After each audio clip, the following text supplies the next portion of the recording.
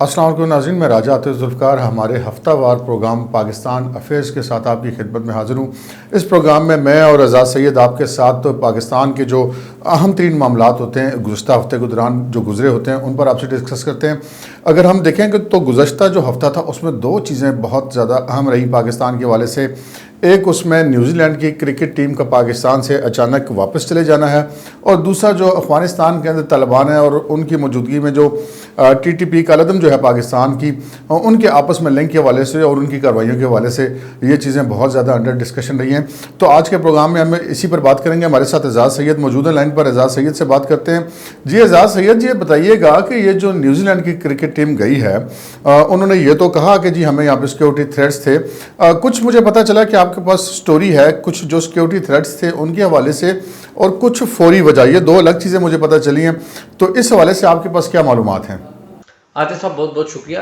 आतिफ साहब, cricket team की राय साहब जो कैंसिलेशन हुई है, न्यूजीलैंड क्रिकेट टीम ने अपना जो दौरा कैंसिल किया है, ये पाकिस्तान के लिए एक बहुत बड़ा वाक़या है।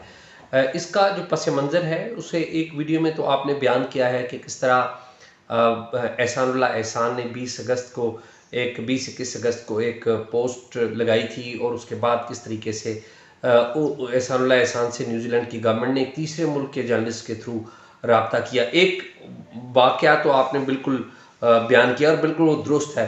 एहसानुल्लाह एहसान इस बात को तस्लीम भी करते हैं, लेकिन इसके साथ साथ जो क्रिकेट टीम, न्यूजीलैंड की क्रिकेट टीम है, उसका जो दौरा मनसूख होने की एक फौरी वजह भी बनी।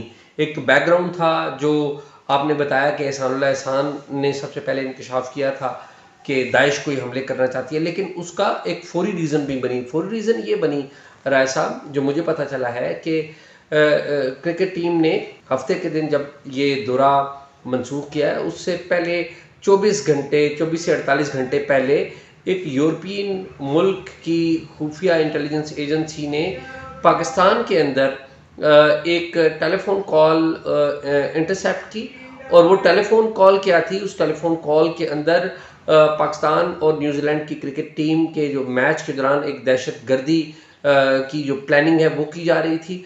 और उस जो टेलीफोन कॉल का जो कंटेंट है, इंटेलिजेंस रिपोर्ट आई तो उन्होंने फौरी तौर पे फैसला किया कि हम अपनी जो टीम है उसको पुल करेंगे, हम उसको विड्रॉ करेंगे और हम पाकिस्तान के अंदर रिस्क नहीं लेंगे। तो ये दो बड़ी वजूहात थी। एक का जिक्र आपने किया, एक फौरी जो वजह बनी वो भी मैंने आपको बता दी है। यहाँ पर बात अहम ये है कि सिक्योरिटी थ्रेट्स थे। वज़ीर दाखिला कह रहे हैं कि जी कोई नहीं थे और उनके इल्म में कोई नहीं था। अगर कोई नहीं थे तो सिक्योरिटी अलर्ट्स क्यों जारी हुए हैं? ये रिकॉर्ड के ऊपर मौजूद है कि सिक्योरिटी अलर्ट भी एक जारी हुआ है। सिक्योरिटी के गैर मामूली इंतजामात हुकूमत पाकिस्तान ने किए थे, इसमें भी कोई शक नहीं है, लेकिन सिक्योरिटी थ्रेट भी थे। अच्छा एजाज़, ये बताइए कि जब से अफ़गानिस्तान में तालिबान की रजीम आई है वो बहुत सारे मामलात हैं, अब उन्होंने वहाँ पे हुकूमत साजी भी कर ली है, लेकिन हम देख रहे हैं कि ये जो पाकिस्तान के सरहदी इलाके हैं, यहाँ पर अफ़गानिस्तान के साथ जो सरहदी इलाके हैं वहाँ पर कुछ दहशतगर्दी की कार्रवाइयाँ हो रही हैं, और इस सिलसिले में हमारी एजेंसियाँ उन पर कंट्रोल अभी हासिल करने की कोशिश कर रही हैं, उनका सुराग भी लगाने की कोशिश कर रही हैं। अफ़गानिस्तान के जो तालिबान हैं उनका टूवर्ड्स पाकिस्तान के अंदर जो कालदम TTP है उसके हवाले से उनका क्या मौक़िफ़ है, और हुकूमत पाकिस्तान इस हवाले से क्या कर रही है? राय साहब, बिल्कुल ये जो सारे वाक़यात हैं ये जुड़े हुए हैं पाकिस्तान में जो टेररिज्म है उसकी इंक्रीज़ से। आपने अगर गौर किया हो राय साहब कि अप्रैल के महीने से लेकर आज तक, आज सितंबर है, जो सबसे ज़्यादा कार्रवाइयाँ हो रही हैं पाकिस्तान में वो कालदम तहरीक तालिबान पाकिस्तान कर रही है। TTP की तरफ से वो कार्रवाइयाँ हो रही हैं, और ये जो कार्रवाइयों का अरूज है TTP की तरफ से, ये अफ़गानिस्तान में तालिबान के अरूज से इसकी जो तारीखें हैं वो मिलती जुलती हैं। अफ़गानिस्तान में तालिबान का इक़्तिदार में आए हैं, और मेरी तालिबान से जब मैं अभी काबुल में मौजूद था, अफ़गानिस्तान में मौजूद था, तो वहाँ पे सीनियर रहनुमाओं से मेरी बात होती रही। तो वो जो TTP है उसके हवाले से वो मज़म्मती उनका रवैया नहीं है। उनका ऐसा रवैया नहीं है कि वो TTP को बुरा भला कहें, बल्कि वो उनको अपना आइडियोलॉजिकल अलाय समझते हैं।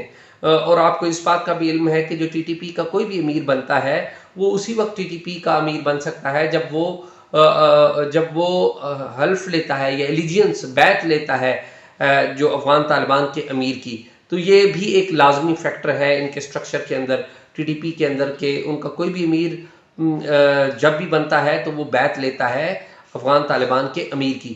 تو اس وقت افغان جو ہیں طالبان وہ اپنی طرف توجہ دے رہے ہیں، وہ پاکستان کو بھی یقین دلا رہے ہیں کہ یہاں پر کوئی کارروائیاں نہیں ہوں گی، لیکن جو پاکستان کے سرحدی علاقے ہیں ان کے حوالے سے ان کا موقف ڈیفرنٹ ہے. وہ کہتے ہیں کہ اگر یہاں پر کوئی کارروائیاں ہوتی ہیں تو وہ اس پر کچھ نہیں کر سکتے، کیونکہ وہ سمجھتے ہیں کہ جو پاکستان کے سرحدی علاقے ہیں وہ ڈیورنڈ لائن کے حوالے سے افغان طالبان ان سرحدی علاقوں کے بارے میں وہی رائے رکھتے ہیں جو اشرف غنی حکومت کی تھی یا اس سے پہلے ماضی میں جتنی بھی حکومتیں آئی ہیں ان کی تھی. تو اس وقت کوئی مذاکرات کا سلسلہ بھی چلا ہے، بات چیت آگے بڑھی ہے، لیکن کس جانب جا رہی ہے یہ ہمیں پتہ نہیں ہے. لیکن افسوس کی بات یہ ہے کہ جو مذاکرات اگر حکومت کر رہی ہے، مجھے ذاتی طور پہ پتہ ہے کہ جولائی کے مہینے میں کوئی مذاکرات ہو رہے تھے، بعد میں کیا ہوا پتہ نہیں.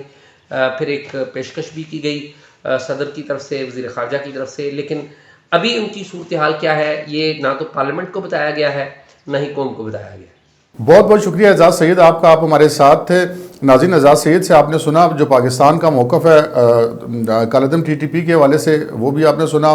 جو تحریک طالبان افغانستان کے اندر ہے ان کا کیا رویہ ہے کالعدم ٹی ٹی پی کے حوالے سے، پاکستان کے حوالے سے. اور آپ نے یہ بھی جانا کہ یہ جو سری لنکن کرکٹ ٹیم کا دورہ اچانک منسوخ کیا گیا، اس کے پیچھے کیا وجوہات تھی اور اس کی فوری وجہ کیا بنی، کون سی کال ٹریس ہوئی، یہ سارا کچھ آج کے پروگرام میں ہم نے آپ کی خدمت میں پیش کیا، اپنا سارا موقف، یہ ساری انفارمیشن. اور انشاءاللہ آئندہ ہفتے اسی وقت دوبارہ آپ کی خدمت میں حاضر ہوں گے. تب تک کے لیے اجازت دیجیے. اللہ حافظ.